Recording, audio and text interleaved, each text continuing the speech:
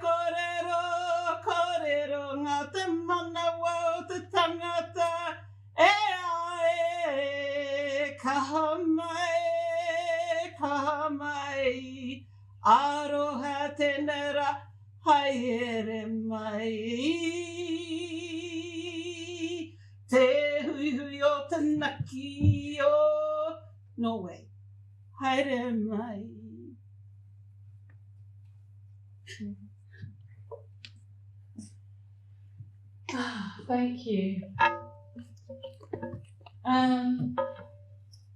Chief Ernst Alfred, this is actually a dream come true for me. Thank you for getting up super early in the morning. Ever since we met you, whenever Martin has spoken about we're going to do this and this, I said, can we please invite Chief Ernst Alfred?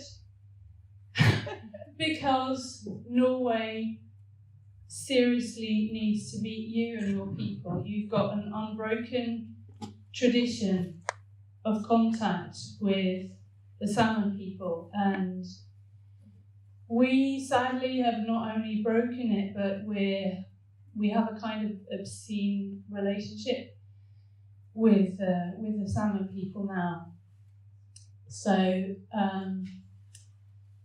I hope this will be the first of many conversations that we can have with you and with your people. And with the Salmon people who for 6 million years have been returning and offering themselves to us, so much older than us. I've got lots of questions for you.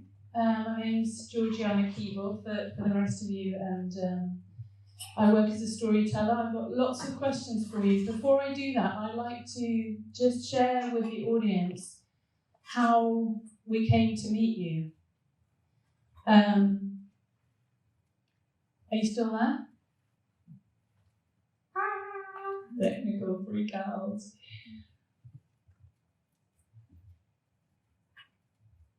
Yeah, there, great.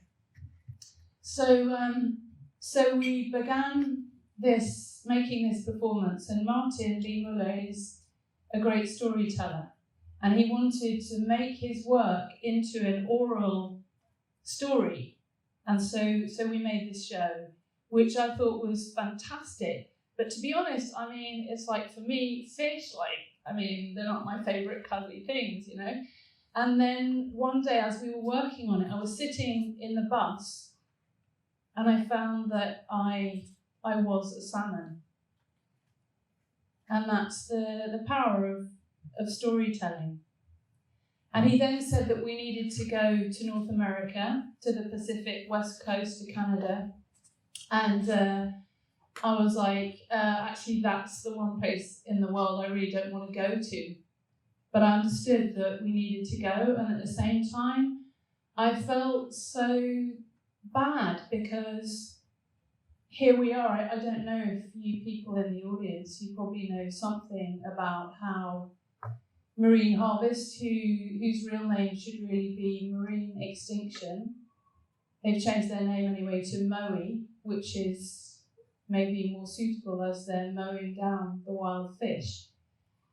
And this Norwegian corporation is pushing to extinction this keystone species which has fed all the people and the forest. for millions of years. So within a few decades, they're literally pushing to extinction. So I felt like, who are we coming to Norway to tell something to you? And yet you welcomed us. I mean, we were so welcomed. It was like, it was overwhelming. And so I don't know if you remember before that performance that we had in Victoria, I don't know if you remember what it was that you said to the audience. You told us the last chapter of the story about how you were forced to leave your territory and how you were so traumatized by that, really, that you couldn't speak. And that story of yours and that action of yours and that sacrifice of yours has gone into our performance, which people can see later on today. I hope that you'll share something of that process with us. But before you do that, I wanted to ask you, where in your childhood were you given this understanding, this connection with these other people, non-human people?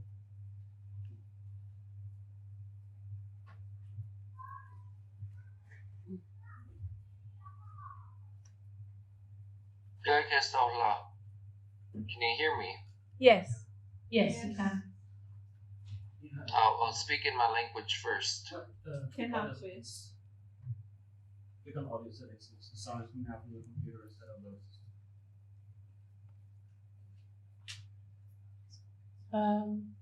What do I do? Top one. General?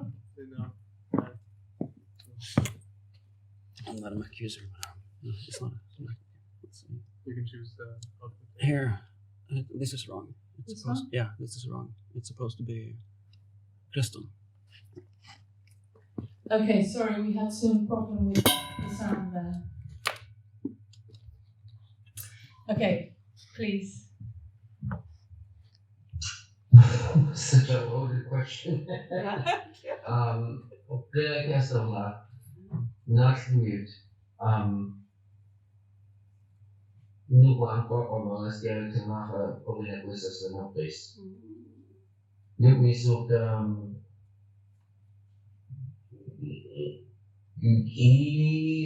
iskuikias liikamassa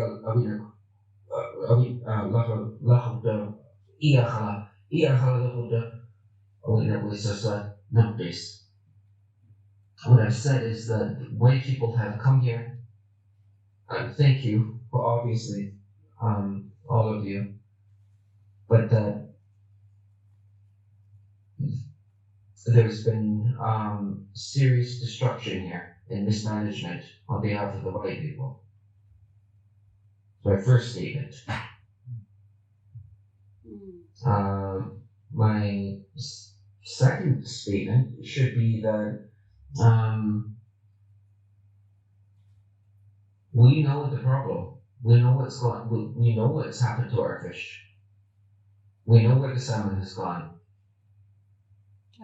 And they disappeared somewhere in Norway.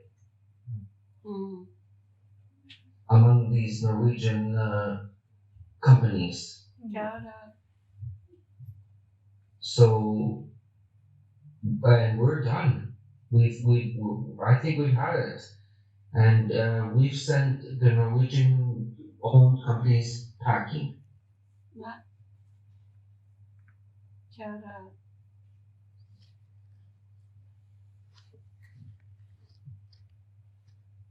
How did you understand, how to do that? Because, I mean, if we just trust to democracy and we trust to writing letters and legal processes, then you would never have sat there and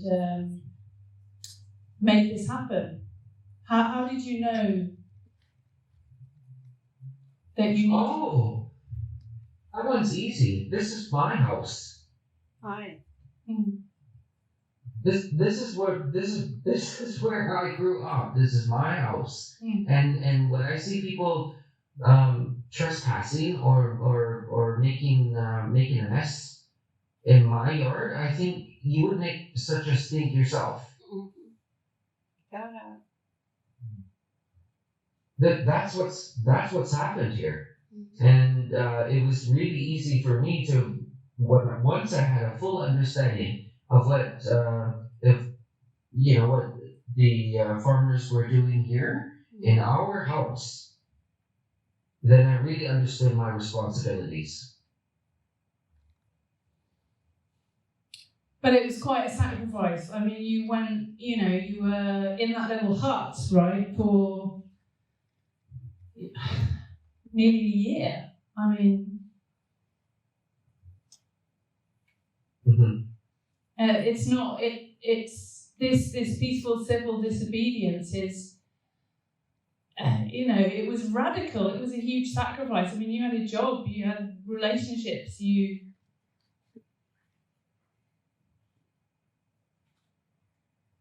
No, we put around here. I don't know about what's going on in the rest of the world, but here we put our kids first. We put our children first. And when our very livelihoods, our very food security is at risk, we're going to get in the way, and that's what happened. Can you help us to see how your childhood or your upbringing has strengthened that vision in you? Because all of our children are threatened right now. They're threatened in so many ways. And what are we doing? We're just carrying on most of the time. Well, I've got a message, for the youth of any Indigenous person, whether they're here in Canada or anywhere else in the world. We need to go and talk to those elected leaders now. The youth are going to be the ones. So there are situations here in British Columbia, and I'll just touch on it just a bit, because we have a government very okay with cutting down the slab of the side of a mountain. That is not okay. No, nobody thinks that's okay, including a student in grade 4 or grade 5. My point is to touch base with that government. And the youth, the young people, have to actually be heard now. And it doesn't, in our country, I don't know about yours, but in our country, that actually means something. And yet, at every time, every step of the way, those kids aren't being heard. Because, you know why? Because they don't have a vote. And that's wrong. Yeah. They're the ones that are going to be inheriting the mess that we're going to leave them. Yeah. And so I really think that we need to really think about changing the way that we do business, because we should be investing. Everybody wants to invest. But what about our kids? But I think you have had a voice. I mean, for us in Norway, it's almost like the wild salmon have no voice. I mean, Martin here and the team are making a wild salmon festival. We're trying to draw up the honour that has been really lost here, really suppressed and forgotten. And you have somehow called out in such a way that to us, it's been a loud voice, and it's been through, going against the law.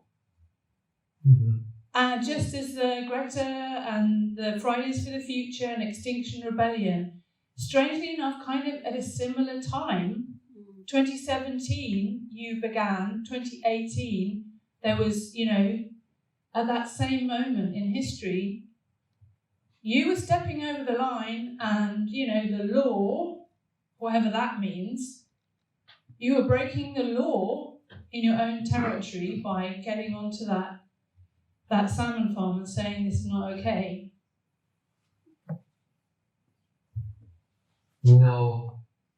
Whose law? Exactly, yeah. That's what everybody needs to understand. Whose law are we breaking? Are we talking the RCMP or the Canadian government, or I don't know who the hell you're talking about? But we've got very strong laws right here in our house, and those are the ones that's why I get up every day and teach our children. This is our law. It might not be on a white piece of paper like the mamas have, but we have very strong laws, and it's alive and well, from the very oldest of our community members to the very youngest. And sometimes they come out dancing. We're not going away, and this is a problem for Canada, because they try to get rid of us. They try to beat the hell out of us to get rid of us. And I'm sorry, all of that are failed plans. And I haven't actually seen a very good plan come out of Canada or Ottawa or England yet. But they have not been successful. We're still here. We're still fishing. We're still Indians. Ernst Alfred, if I may just intervene with a question to you. Hi, Martin. Hey there. As we say in Norway, it means thank you for the last time we saw, even though it's been several years. I think, Ernst Alfred, it would be our audience here, our community would be appreciated if you could just give us a little overview of the sequence of events that we're talking about here, because not everybody knows your story or the story of the Nambis people and the events particularly that happened around 2017 and 18 and after.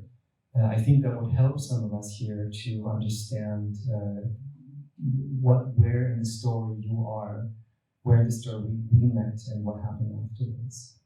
Thank you for that.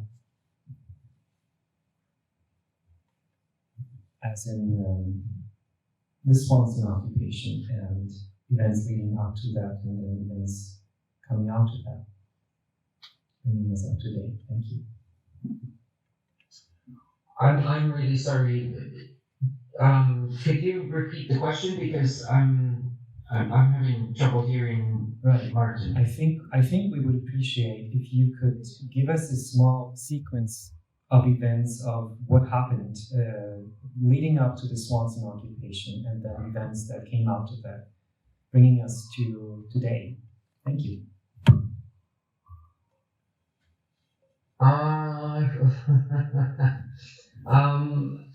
So we grew up, thinking that these were big giants and that we were never going to do anything about them. And well, I'm not really sure. There was a sequence of events. The Canadian government wanted to kick our people out of the fishing industry. So that was the one thing. So once they got rid of us, then they thought it would be free reign on the oceans here for salmon farms. Meanwhile, I think the old people by then, 1996 was when that happened. I remember that. I was there. And by then, the farms had moved in, and we knew exactly what the plan was. And they thought, well, to hell with wild salmon. And that they were gonna replace our fish with this factory mass-produced feedlot type thing. But what they didn't realize, I still don't understand why they, after 30 years, they haven't put the correlation between what it actually does when you move a keystone species from our environment. And that's what they tried to do, was remove the very thing that connects all of us here. Exactly. And so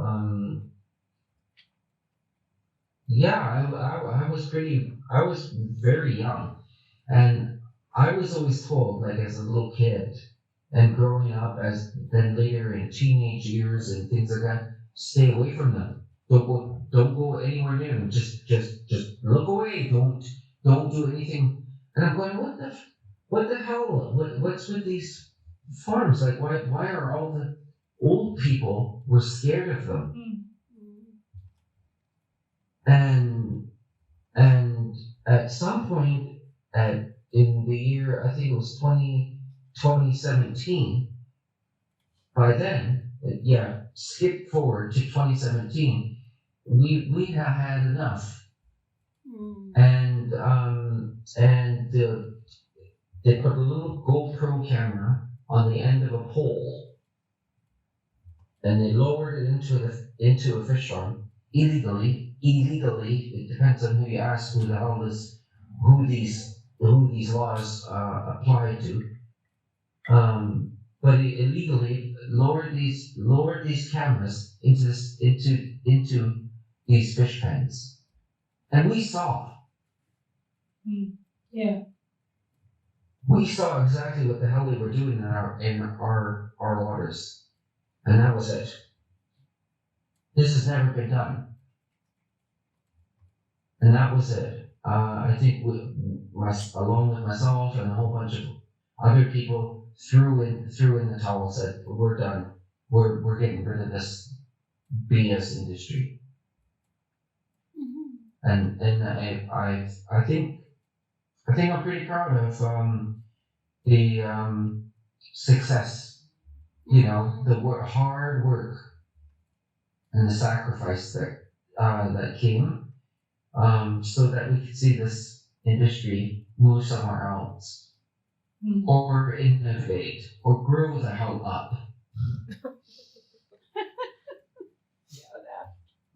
There's somebody else who most Norwegians probably haven't heard of, Alexandra Morton, who I guess most Canadians have heard of. She's a marine biologist. She's a beautiful woman who has kind of dedicated her life to the wild salmon, and she says, they're going extinct, and she says the only hope is you and your people. And I wonder how's it been working with her, with a scientist? How was that, how's that worked out?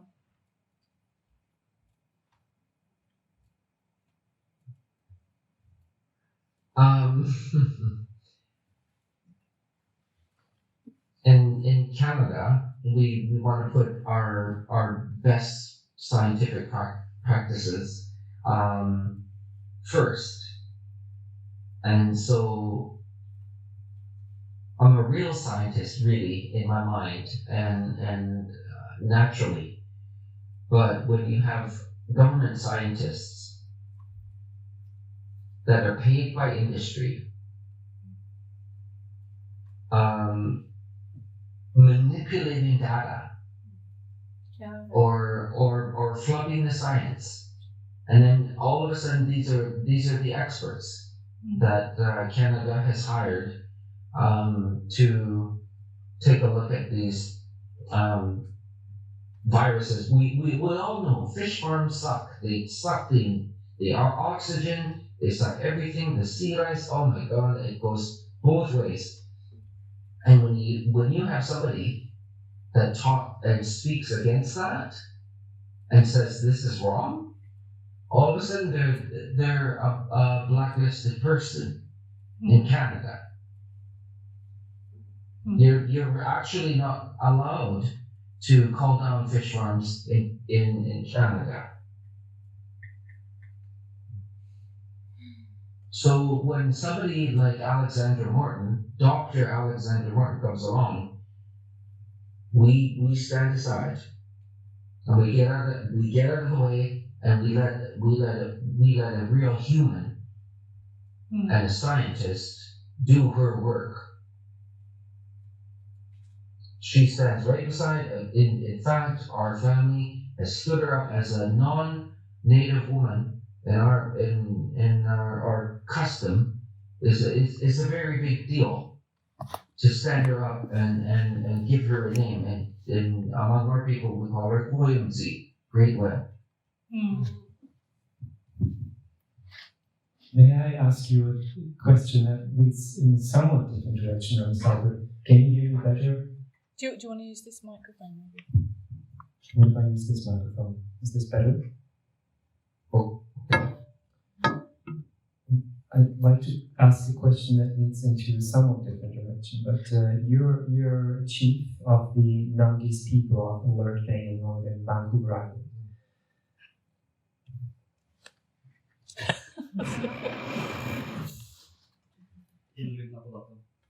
Exactly. Oh, I can hear you there. Can you hear me better here? Yeah. Ernst Alfred, you're chief of the Nungis people of Alert Bay over the northern reaches of Vancouver Island, and I assume that's what I see in the background there as well on your picture.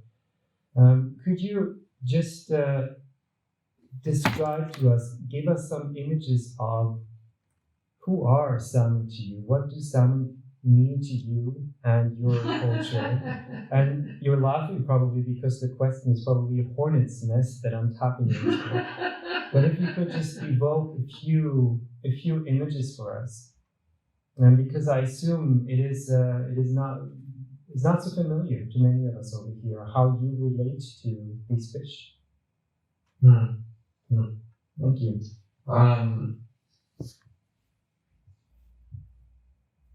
So do your all you have to do is Google British Columbia or BC salmon, and you end up with this amazing snapshot of what is really going on here. And the entire ecosystem here is actually still dependent on a wild fishery. This is actually very uncommon in other parts of the world. And I hear, thanks to our discussions, that wild fish are endangered there. And it doesn't matter where you go in different parts of the world, we see it a huge decline. And here we have our fish, and that's going to be the massive impact, because we all understand that the keystone species is going to have this massive ripple effect, and the everything's going to fall apart if we don't have that piece. But it's more than that. We're talking thousands and thousands and thousands of years. Our people have been telling us, look after things, give thanks. If you don't, then it's going to be taken away. Well, this is what's happened. This is the result. It's been taken away. we've not done our job. We've not done our job in terms of taking care of those. I refuse to call our salmon a valuable resource, but that's the cap. That's what everybody wants to say. I'm sorry, but it's not. It's our livelihood. It's our life. It is seriously not a resource. It's our life.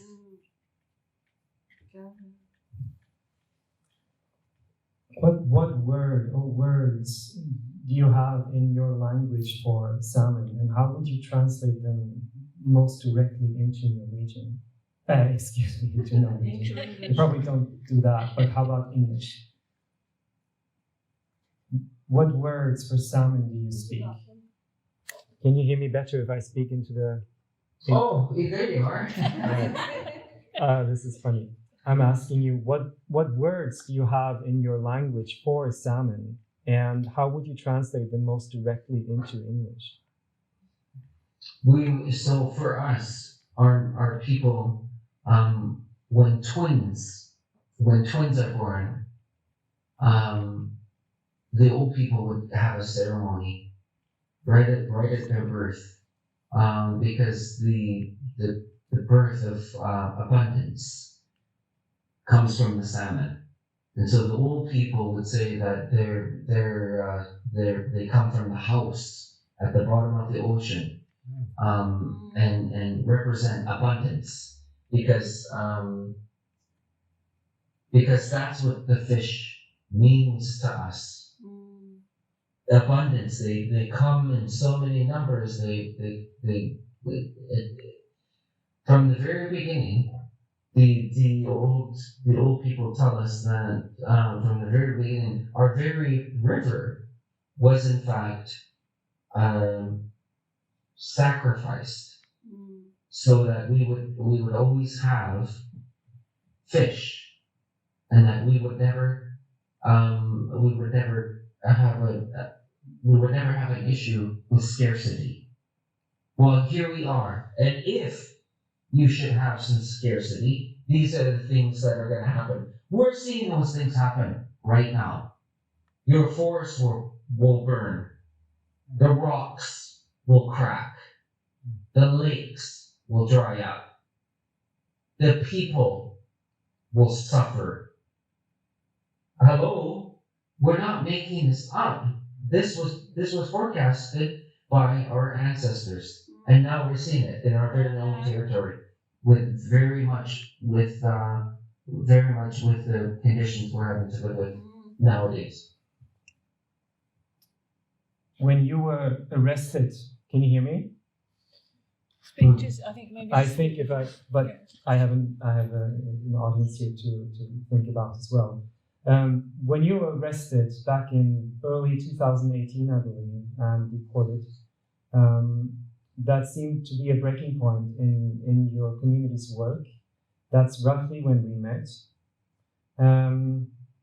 But recently you said, and we read, that the corporations have moved out of your waters, and you are seeing that the salmon are returning.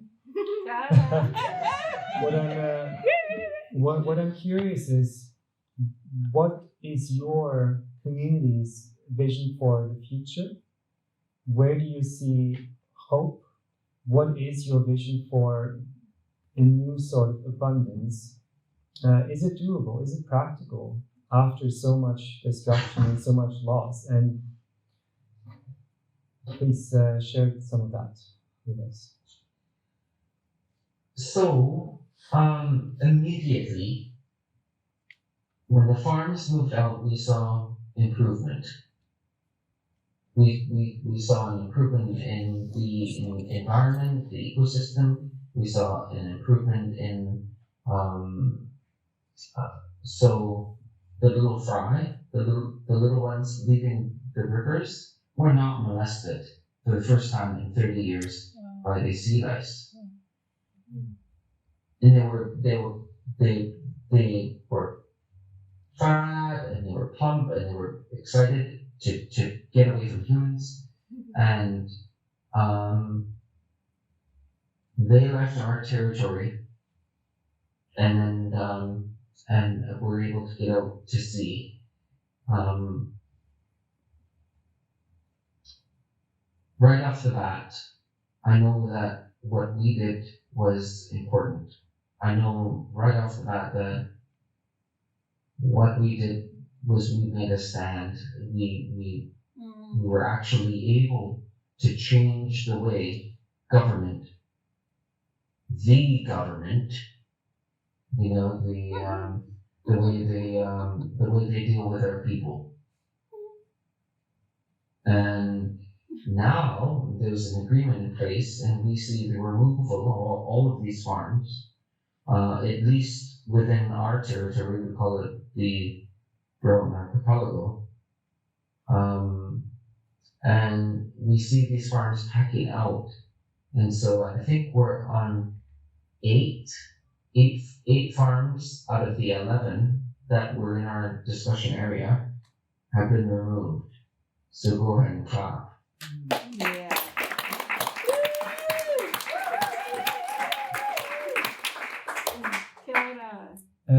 Ernst Alfred, what were some of the key moments in making that happen in terms of the values your community brought to it, but also in terms of concrete action? What were some of the moments that actually made a difference?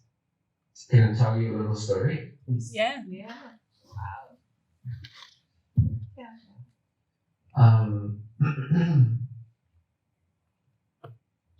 I remember going to another protest, and they'll remain nameless right now because that's happening all over British Columbia.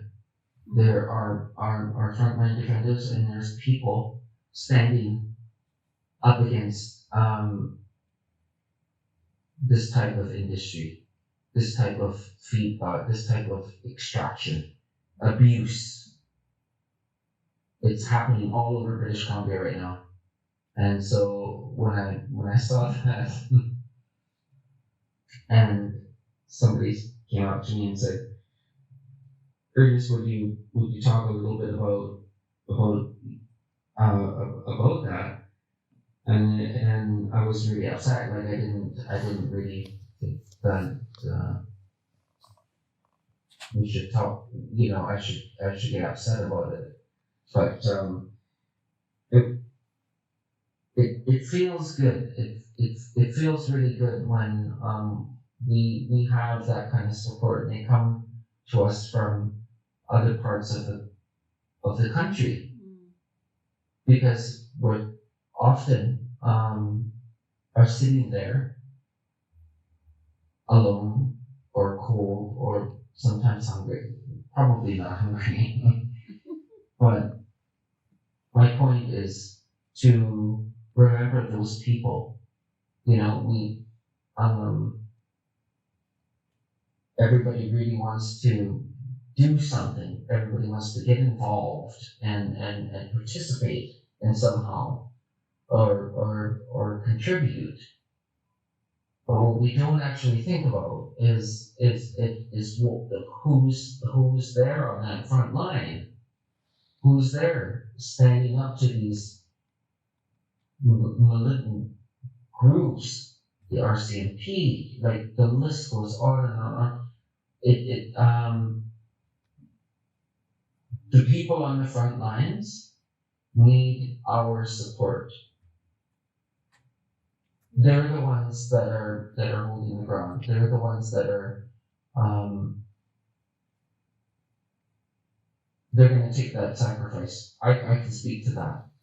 I know what that feels like, and so I don't want us to dismiss, you know, all of our work. I don't want us to dismiss all of the politicians' work. We're raw. But we really, what we should be doing is going on those front lines and asking those kids, because they have a voice. If you go into those communities, guess who should be actually heard is those kids. And that's what we screw up every single time if we don't clean up our act.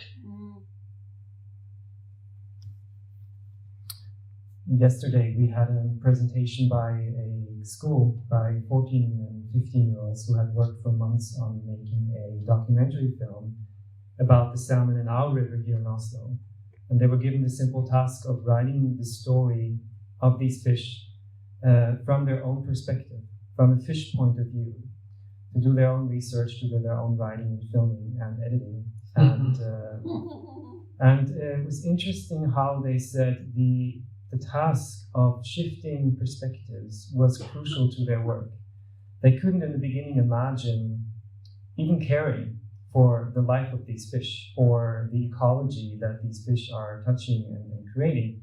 But there was such an outpouring of empathy in the room, of care, of students saying this was something other than transmitting knowledge. It was knowing through caring and through caring in the body as well, which was really interesting and wonderful to see.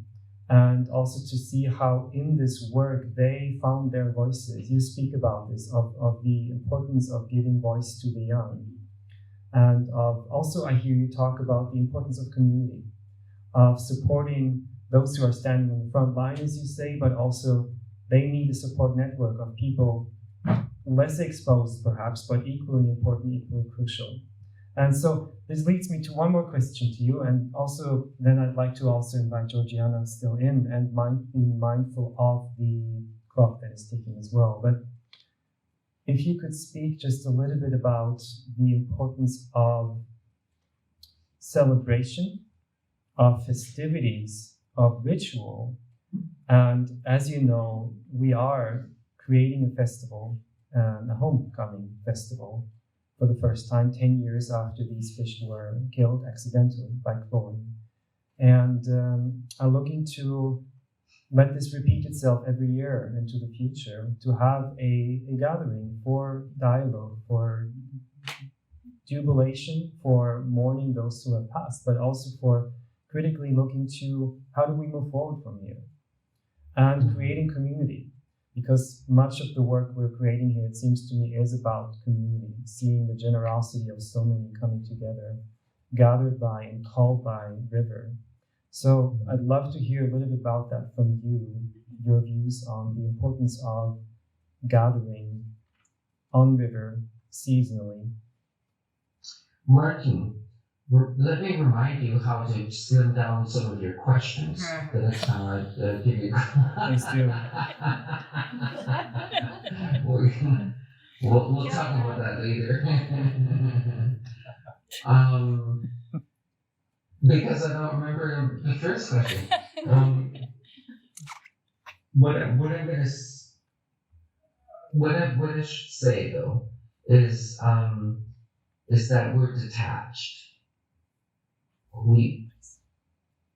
I don't think our children and our grandchildren are doing the same things that we did. When you think about that, what were we doing as kids?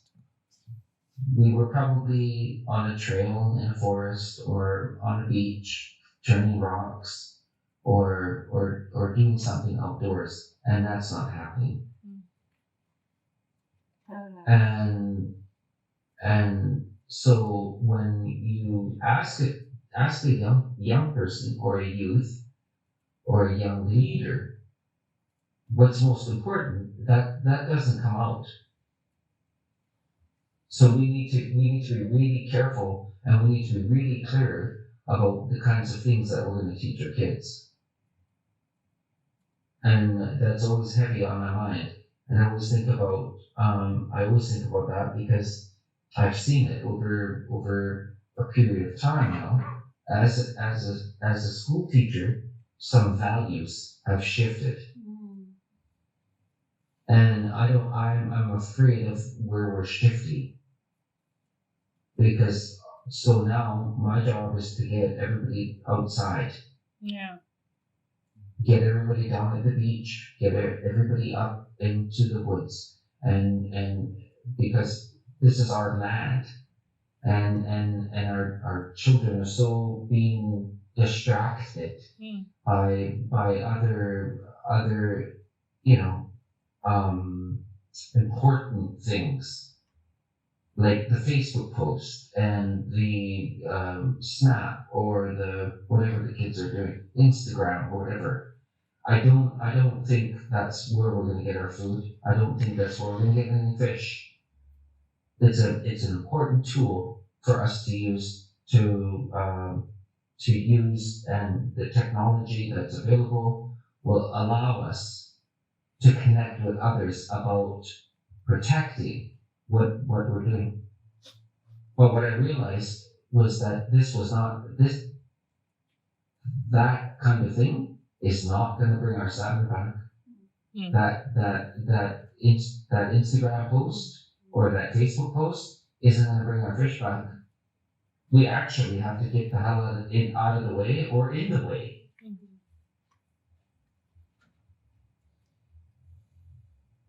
And then here though too, I mean, I'd love to be able to bring you to our country here. I don't know if you can see, but we belong to and we own the most beautiful part of the world. And this is our Grünerløkka. Our Grünerløkka is good for us. It's good for us. This is all we can expect. It's the best of Mother Nature. Yeah. We've got our clams and our crabs and our salmon and our wildlife, the animals on the land. But really, way back when it was really cool to beat up Indians, they put us on a little reserve here and said, this is your reserve. And in trade, you don't get any land. In trade, what we're going to do is just let you take what you need from the ocean. That was the deal. And so we don't actually own any of the land. And it's totally unceded, by the way. There's never been an agreement about the theft of our territories. Because we were allotted all of the resources of our sea. We were never to be restricted in any way because that's our reserve. That's our compensation. And you know what? That's gone now too.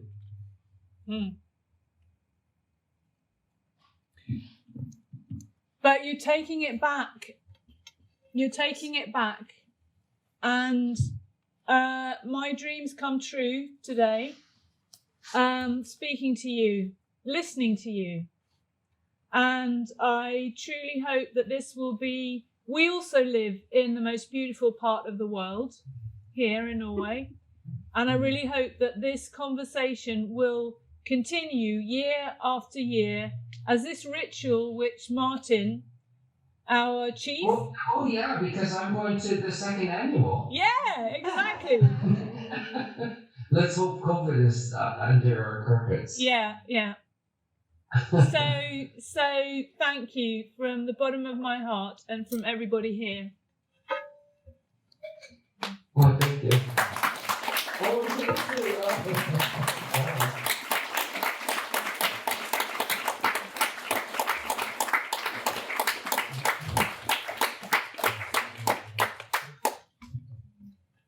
See you next year, please God.